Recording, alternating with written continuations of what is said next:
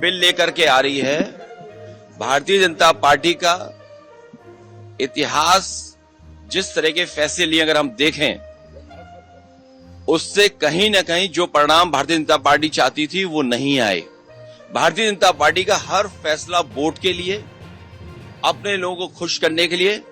ये वक्फ बिल के खिलाफ समाजवादी पार्टी है, पहले भी थी, आगे भी रहेगी।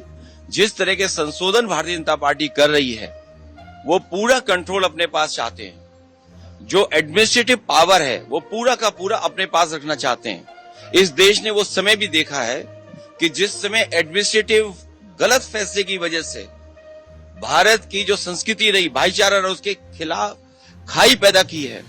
और अगर हम इनका जो फैसले लिए अगर पलट करके देखें, एंग्लो इंडियन बिल जिसमें कि सदस्य एक बनता था, चुन करके आता, वो अपॉइंट होता था, वो बिल ले लिया वापस। वो आरक्षण छीन लिया, आरक्षण एंग्लो इंडियन का छीना।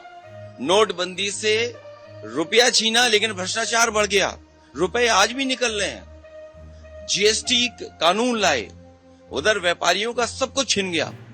दिन भर वो केवल जीएसटी का चक्कर काट रहे हैं। तो जीएसटी हो, नोटबंदी हो या अन्य फैसले हो, ये छीनने का काम करते हैं। लोगों का कुछ न कुछ छीनने का काम करते हैं। वक्फ के माध्यम से ये कहीं न कहीं संदेश ये देना चाहते हैं कि अपना वोट बैंक ठीक कर लें, क्योंकि नौकरी दी नहीं, रोजगार दिया नहीं, किसान की आय दोगुनी हुई नहीं, तो इनका वोटर भी इनसे नाराज है।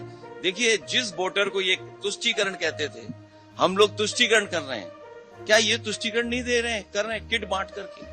अभी ईद पर जो किट दी है, क्या ये तुष्टीकरण में नहीं आएगा?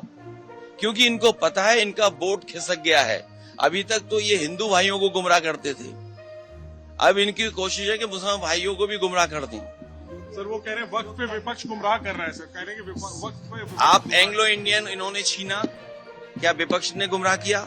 आपने आरक्षण छीना, जो यहाँ पर लोकसभा में चुन करके आते थे, असेंबली में अपॉइंट होते थे, तो वो छीना आपने। नोटबंदी पे आपने कहा कि आतंकवाद खत्म हो जाएगा, इनके लोगों को माफी मांगने जाना पड़ा। क्या आप सोच सकते हो? फौज के गलत फैसले की वजह से, हालांकि नई बात बनती ये कहने की है, लेकिन फिर भी कह रहे हैं। एक घटना ऐसी हुई जिसमें इनको माफी मांगनी पड़ी फौज के बड़े अधिकारी को जाकर के, जो गलत एनकाउंटर हुआ था। तो इन्हीं की वजह से आतंकवाद बढ़ रहा है। नोटबंदी फैसला लिया, क्या भ्रष्टाचार नहीं बढ़ा? एक व्यापारी उत्तर प्रदेश में, जिसके इत्र व्यापारी था, कारोबारी, 250 करोड़ रुपए निकला था नोटबंदी के बाद। और ये कहा गया समाजवादी पार्टी का है। जब इनकी बदनामी हुई, इनका फैसला गलत हुआ, इन्होंने अपनी बदनामी छिपाने के लिए समाजवादी पार्टी के जो पूर्व एमएलसी, उसके घर पे छापा मारा। तो जीएसटी सरलीकरण कह रहे थे। इसी लोकसभा में आजादी की तरह जश्न मना था जीएसटी का। जीएसटी से क्या व्यापारी संतुष्ट है? जीएसटी से करप्शन बढ़ा, महंगाई बढ़ी और व्यापारी के सामने संकट पैदा हो गया।